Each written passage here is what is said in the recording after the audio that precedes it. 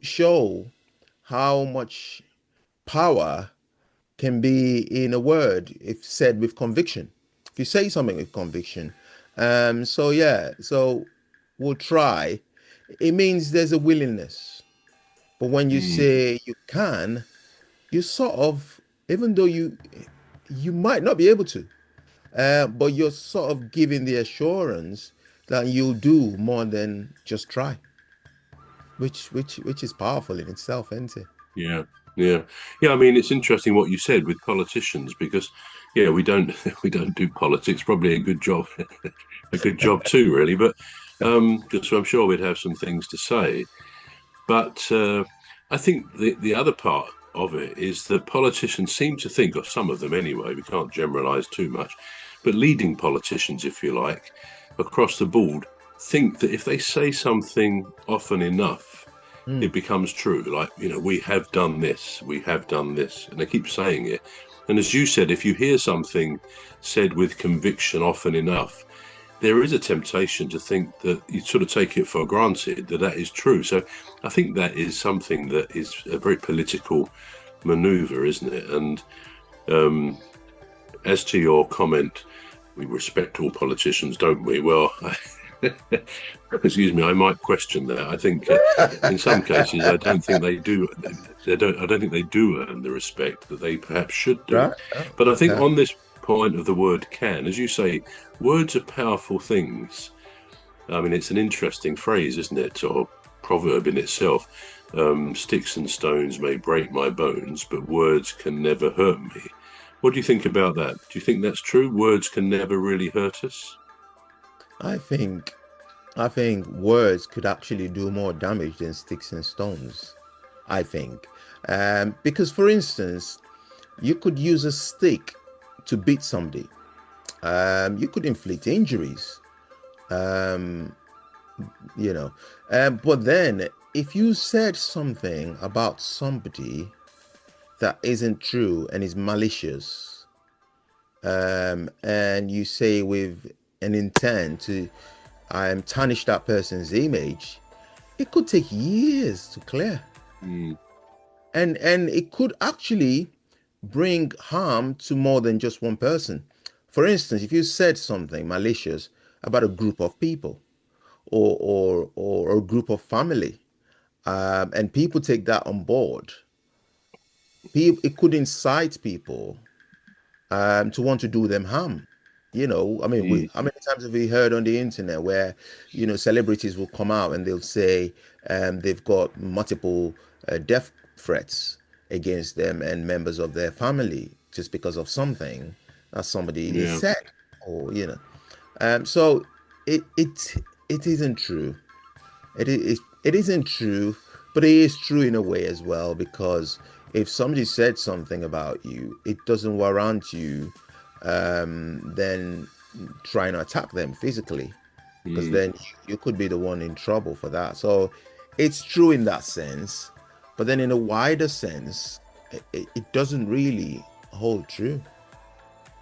Yeah, I mean, I think the sticks and stones, I guess, are the actions and the words are the words. A bit like the other phrase, actions speak louder than words, which of course they do. And I suppose the real message is that it's better to sort of walk the talk, as they say, rather than just talk the talk. It's easy for any of us to say something Mm. about what we do or what we plan to do, and then if we don't do it, it's kind of a bit insipid. So that's probably what it means. Actions are perhaps not preferable, but in a way they are preferable to words rather than just pumping out words. But I absolutely agree with you that words can be powerful.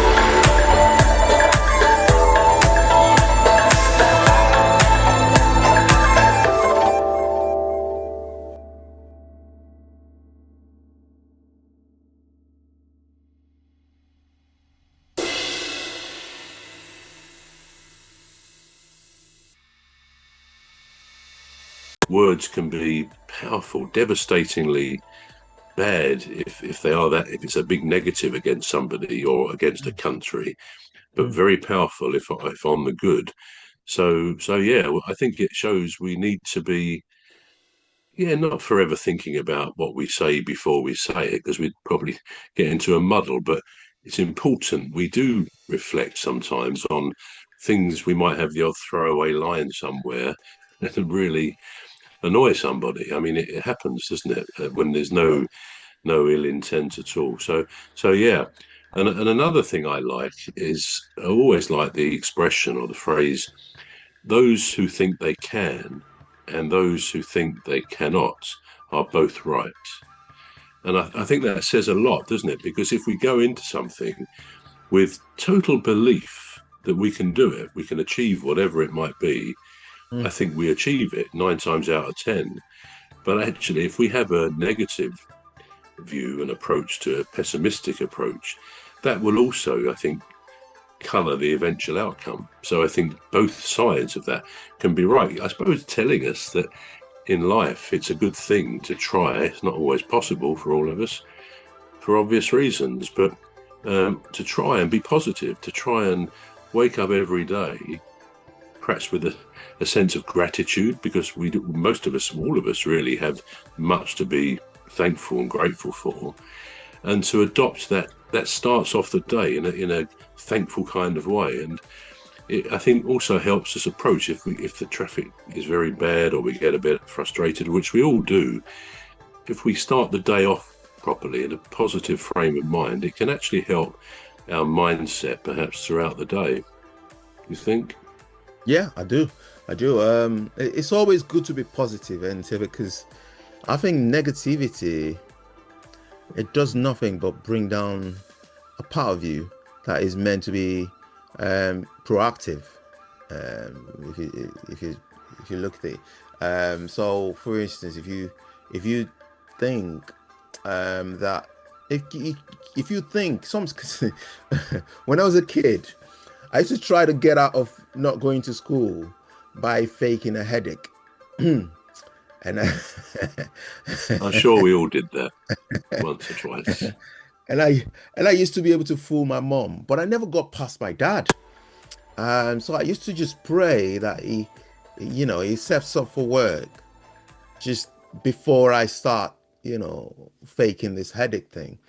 And, and sometimes I do find out that once I say I've got a headache or I'm feeling unwell, I actually start feeling unwell. But I am well. Yeah, I absolutely. actually I actually start Yeah, feeling unwell. the words can create